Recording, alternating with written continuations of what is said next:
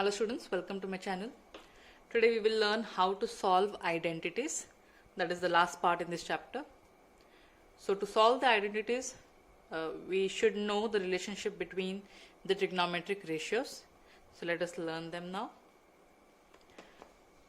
The first ratio here is sin A multiplied by cosec A equals 1. So A here is your angle. Let's say if you want to substitute only for sin A and cosec A is transposed the other side, it will become sin A equals 1 upon cosec A, because we have product here. So when transposed, it will become division. Similarly, let's say if you want to keep only cosec A in the left hand side, the answer will be 1 upon sin A. So if you remember this relationship, that is sin A multiplied by cosec A, from this we arrive at two more formulas, that is sin A equals 1 upon cosec A and cosec A equals 1 upon sin A, vice versa. Okay. The second ratio here is cos A multiplied by sec A equals 1. So cos A will be equal to 1 upon sec A. When transposed the other side, it will get divided. So we will have the formula as cos A equals 1 upon sec A and sec A will be equal to 1 upon cos A. So these formulas are very important. We are going to use them to solve the identities. The next relationship between the trigonometric ratio is for tan and cot, that is tan A multiplied by cot A equals 1. So if I want the formula for only tan A, then I can write it as 1 upon cot A, and cot A can be written as 1 upon tan A. That is, cot when transposed the other side, it will get divided. Similarly, if cot is kept here in the left hand side and tan is transposed the other side, it will again get divided because we have multiplication here. So you see, cos is reciprocal of sec and sec is reciprocal of cos. Similarly, tan is reciprocal of cot and cot is reciprocal of tan. Let us now look at the fourth one.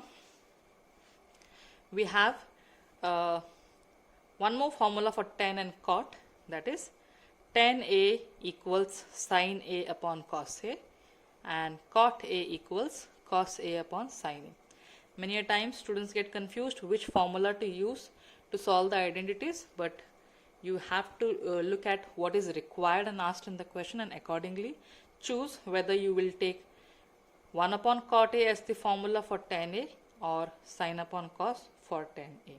So as we solve problems, we will understand better.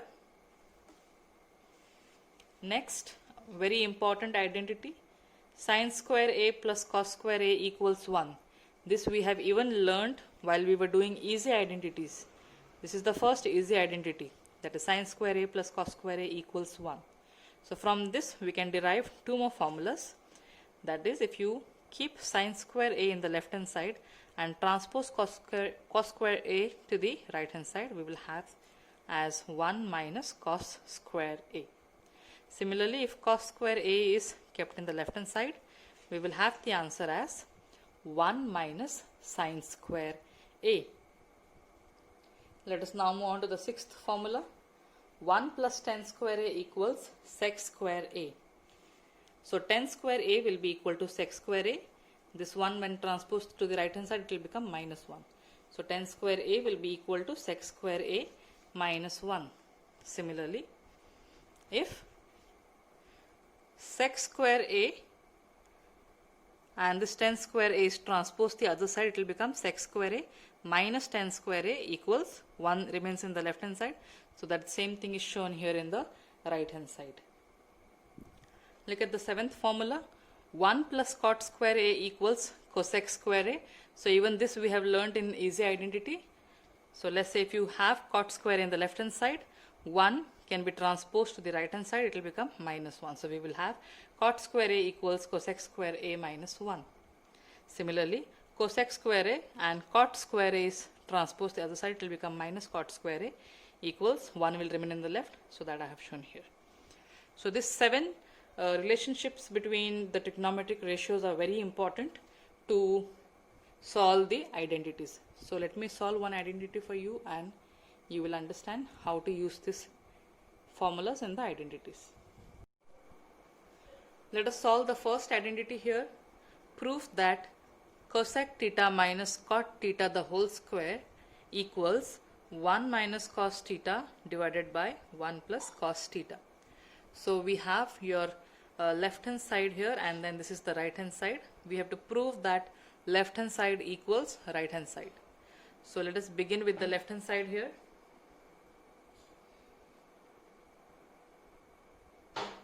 Left hand side we have here as cosec theta. Theta is nothing but your angle minus cot theta the whole square. So cosec theta, we will have to substitute cosec theta and cot theta with the formulas that we have learned just now to arrive at this answer. So let us look at the formula page here. Cosec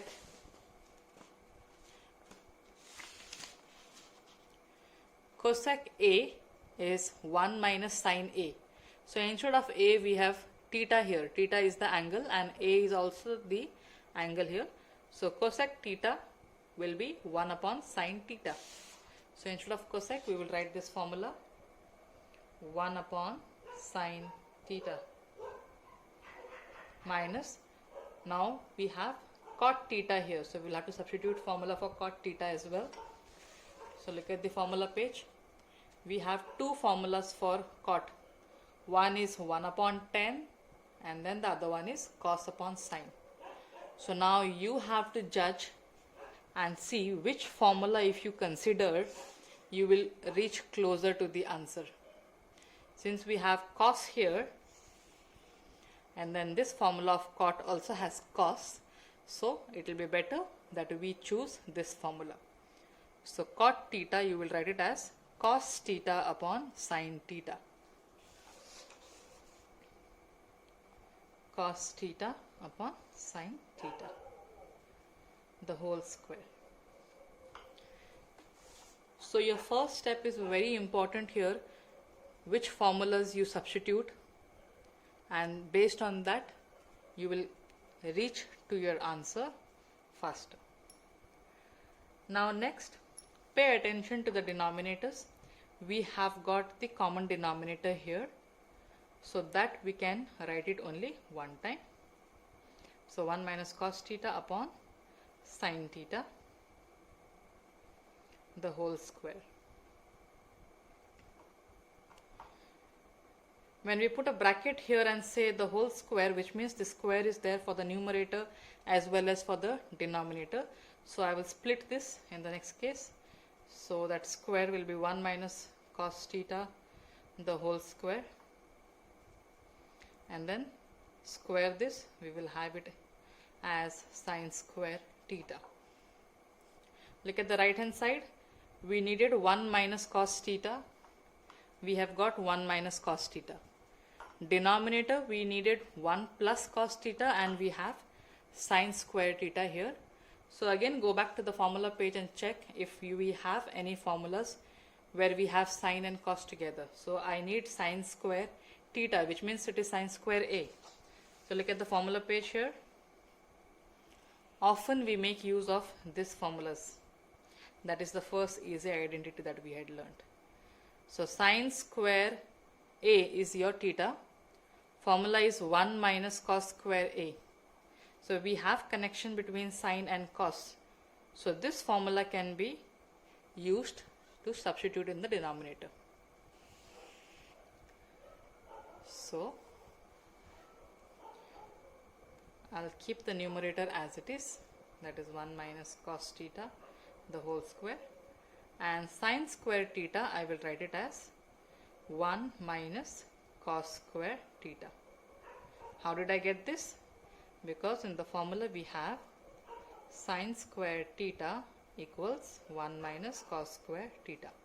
In the formula we have learned it with A as the angle, so that we are substituting with theta. It means the same thing. So now if you check, we are still closer to the answer. We needed 1 minus cos theta, 1 plus cos theta. So somewhere we have 1, we have cos theta. So further, what if you do, we will have this answer, you will have to check that. Okay, so we have 1 minus cos theta the whole square. The whole square meaning this entire term is twice. So we can split and write this as 1 minus cos theta,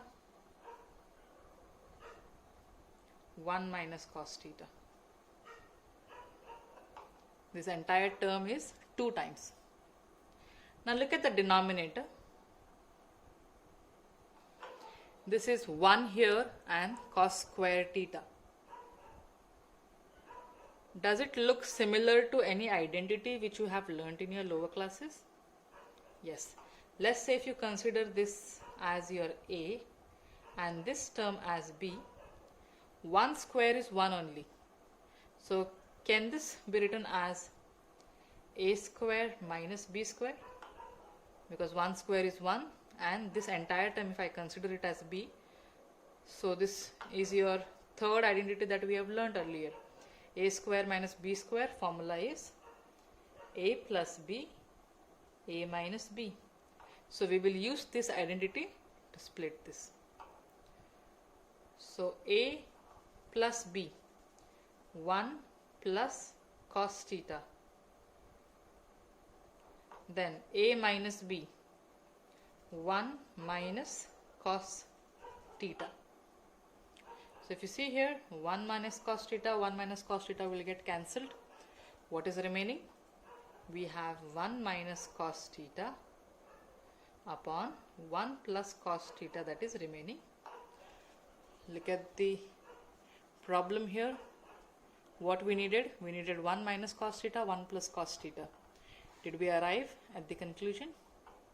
Yes, we were successful in proving the identity. So finally you can say hence proved. I think you have got you have understood how the identities are going to be. We have the trigonometric ratios that are given in the left hand side and right hand side.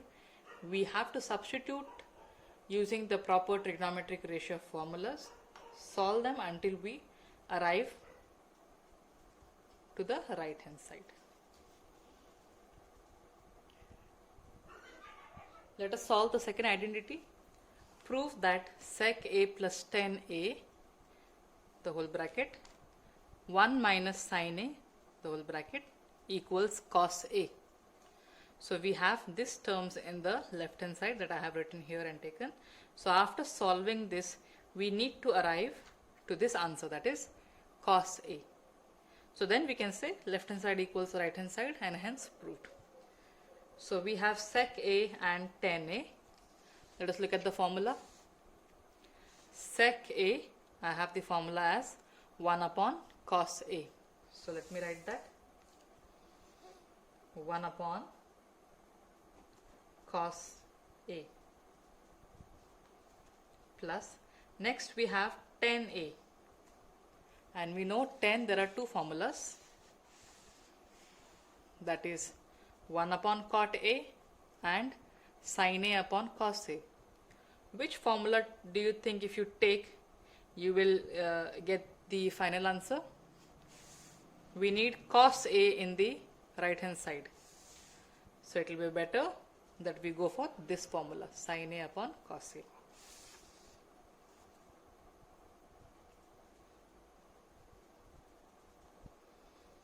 Next you have 1 minus sin A. So look at the formula for sin A. Sin A, we have it as 1 upon cosec A. So cosec is not required in the right hand side, and we do not have much connection with cos and cosec. So it will be better if we keep this term as it is, because further after solving we will have answer wherein we may reach to this right hand side faster. So this is how you will have to judge in the beginning step only which ratios you should substitute, which you must keep, as per the right hand side that is required. So now you see here we have got the same denominator, so that can be written only one time. So 1 plus sine A upon cos A, and then we have 1 minus sine A. Now again, if you look at the numerator here, we have 1 plus sine A, 1 minus sine A. Does this look similar to any identity? Let's say if I consider this as A and this as B, this is A, this is B.